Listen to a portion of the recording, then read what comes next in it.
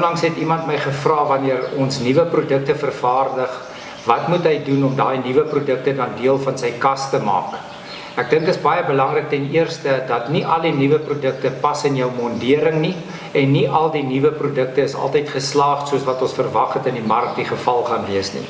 So in my geval in die afgelope 2 SARSies nuwe produkte wat vervaardig is, het ek nou die produkte getoets onder kombinasies met mekaar, niet op niet, van die nuwe produkte in gekombineer met van die ou produkte, en ek is nou op hierdie punt vandag wat ek opgewonde kan sê, ek gaan my kas nou weer herrangskik. Daar's ongelukkig van die ou betroubare dips wat nou in die slag gaan bly en wat vervang gaan word met nuwe produkte.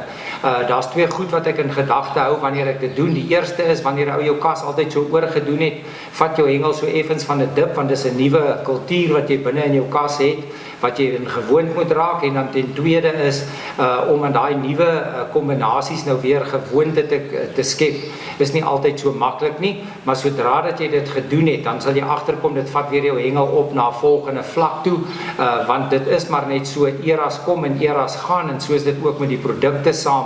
So van tyd tot tyd is dit goed om van die nuwe produkte te amalgameer in jou kas in. Moet net altyd nuut byvoeg sonder om van die oues te verwyder nie. Ons wil nie versamelaars wees nie. Ons wil ons kasse mondering, as daar 30 plek vir 30 botteltjies is, wil ons dit op 30 hou. Ons wil nie eindig op 50 en 60 nie.